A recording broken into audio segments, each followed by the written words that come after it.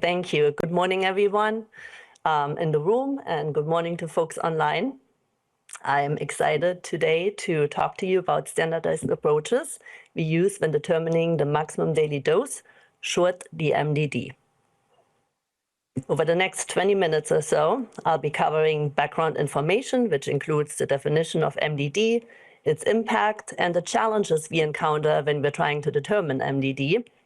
Next, I'll provide information about CDER internal alignment efforts. Here, I will focus on the importance of alignment and the key alignment elements. Then I'll provide some recommendations on how industry can obtain feedback on MDD determination. And to wrap up my presentation, I will summarize the key takeaways. So let's get started by defining MDD. What's the MDD? For regulatory purposes, the MDD is a numeric value, an amount per day, which is calculated based on the API, reasonably administered within a day to most patients as described by labeling. Let's take a closer look at the term reasonable. MDD generally cannot capture each dosing scenario per labeling. Instead, for regulatory purposes, the MDD is a suitable standard representative for most patients based on our best judgment. And as such, the MDD is a multidisciplinary standard that's used during technical review of new and generic drugs. Importantly, the MDD is not intended to impact dosing in clinical practice. Why is the MDD important for us? Well, the MDD is critical during safety and quality review of new and generic drugs. The MDD is used to determine impurity control in drug substances and drug products. The MDD is also used to set acceptable limits for nitrosamine impurities. And the MDD is critical to establish the AET for extractables and leachables, review and study design. And then, as Diana mentioned, the MDD is also established to determine the excipient maximum daily exposure that you can find on our inactive ingredient database. Overall, I'd like to point out that the MDD is critical to ensure regulatory consistency across similar drugs. Now that we defined MDD and understand the importance, let's take a look at the challenges. It's important to remember here that the MDD for regulatory purposes is an amount per day, for example, expressed as milligram per day. Unfortunately, labeling often does not list the MDD as amount per day, and instead we need to convert information available on labeling to this numeric value. To add insult to injury, often labeling contains variables that introduce calculation uncertainties. I have a few listed on this table right here. For example, labeling could say dosage administered in milligram per kilogram per day or milligram per meter square body surface area per day instead of just milligram per day. Or labeling could mention apply a pea size of a topical product to an affected area. So what does that mean? What's a pea size? How much does that weigh? How do I get from pea size to my milligram per day or gram per day? And then for ophthalmics, what we often find challenging is to determine the actual number of drops that are being administered per day for a patient, considering if it's one eye or both eyes. So it takes a little bit of clinical judgment and clinical understanding how these products are used in practice. That's not where it ends. Labeling also often contains complex dosing scenarios that add further uncertainties to MDD. So for one, we could have multiple indications with different dosing regimens. Or we have different dosing regimens for specific patient subpopulations for the same indication. Or a drug is dosed to effect, in which case the MDD depends on the individual patient response, such as the pharmacological effect, the tolerability, or adverse events. And then to make it extra fun, you could encounter a combination of any variable and any complexities. However, we see these complexities and challenges as a great opportunity for standardization and alignment. But why standardize? So why is that actually important? Why does it matter that we all are consistent? Well, for one, standardization ensures regulatory consistency across similar situated drugs. For example, we regulate similar drugs similarly or the same way in terms of impurity control, such as nitrosamine impurities, if we have the same denominator. Standardization also ensures consistent and efficient review of new and generic drugs. Standardization allows for consistent and clear communication between industry and FDA, and therefore it will help drug development and application approval. Overall, standardization streamlines drug review by reducing the complexities of MDD determination. So let's take a look what we're doing internally across CDER. This slide shows the 4 key elements of CDER alignment. We have standardized approaches and principles.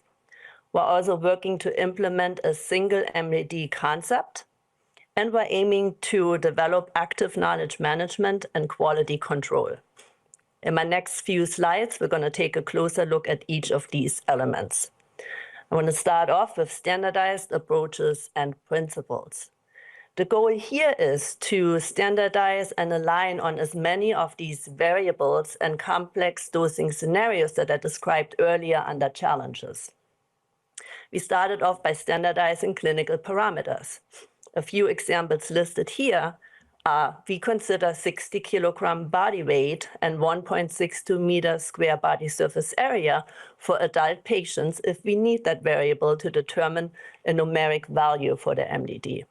Unless, of course, the patient falls significantly out of this scope, then we would apply something different. And again, that's based on clinical judgment and the indication. Drugs that are dosed multiple times throughout the day, for those we determine the MDD based on 24 hours. We generally do not account for waking hours. So if a drug is administered every 4 hours, we derive the MDD by considering 6 doses. We also standardized clinical principles for common scenarios. Examples listed here are, if labeling lists multiple indications, in general, the MDD is based on the highest dose across labeled indications. Here's an interesting one, where labeling lists adjust dosing for concomitant use of CYP enzyme inducers. We determine the MDD based on the dose that is representative for most patients per labeling. And that means generally we do not apply the CYP inducer dose as MDD. We would refer back to what the most patients for that indications are administered. If we have drugs that are over the counter and prescription, the MDD for the prescription product is generally based on the MDD for the OTC product is generally based on the prescription labeling if this drug is available in both forms. Thirdly, we also aligned on consistent calculation methods for some of the specific therapeutics. For ophthalmic drugs, the MDD is based on the API per dose unit, let's call it per drop, how much % API is contained in the drop. Then we take the number of drops applied in a day, and now we have a volume. But we need to get from this volume to the milligram per day. And here we use the application-specific drop size and density to convert the information to the numeric value for the MDD. Drugs that are injectables with specified infusion rates and adjustments.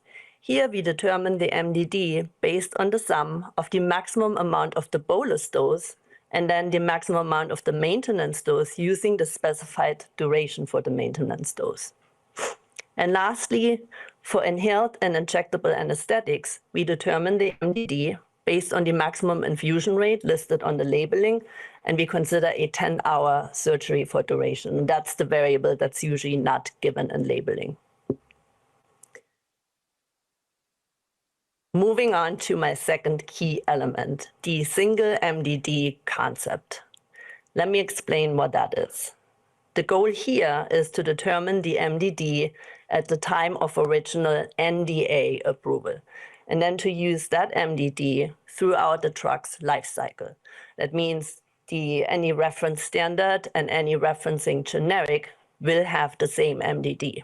This ensures that ANDAs are evaluated using the same standards applied during ILD review.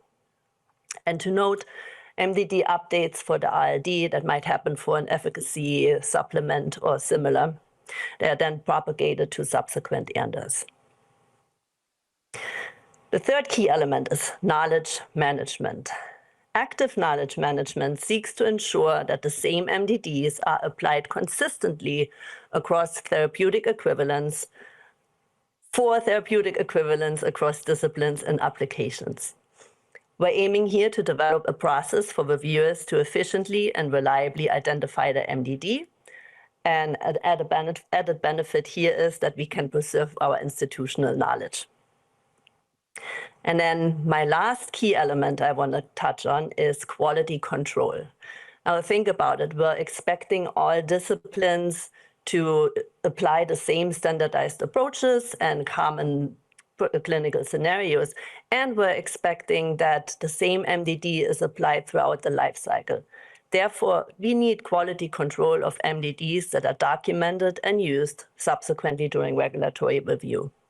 This is a small group of staff that also provides resources for review staff when questions arise, and resolutions of discrepancies in MDD verification. And then depending on bandwidth, this group also determines MDDs for NDAs that were approved prior to our alignment efforts. Since our alignment efforts are relatively recent, there is still a very large number of NDAs that does not have the single MDD concept yet. So on to my next talking point, recommendations how industry can obtain feedback. If you're a generic applicant and you have questions about the MDD you think should be applied to your product, you can submit a controlled correspondence for confirmation of this MDD for your regulatory assessment and drug development. These controls are particularly useful for drugs with complex dosing instructions, such as drugs that are dosed to effect, to a pharmaceutical effect, and also to drugs with complex routes. For example, topicals comes to mind, because very often labeling for topical does not provide sufficient information to consistently calculate the dosing instructions to this amount per day. And that brings me to the end of my presentation. And in summary, I would like to reiterate that standardization makes determination of seemingly challenging MDDs less complex and therefore streamlines review. I would like to reiterate that MDD is a reasonable standard applied during regulatory assessment. It is not intended to impact dosing in clinical practice. Internally, we're continuing to develop knowledge management in support of MDD alignment, and some of our future efforts seek to further align complex MDDs. These are generally the MDDs that warrant expert clinical judgment. And as a reminder for industry, if you require feedback for an MDD, you can do so through a controlled correspondence. And that's my time, and I look forward to answering your questions at the panel discussion. And next up is Dr. Liken Liang, and he will be talking about quality considerations for generic oligonucleotides. Thank you.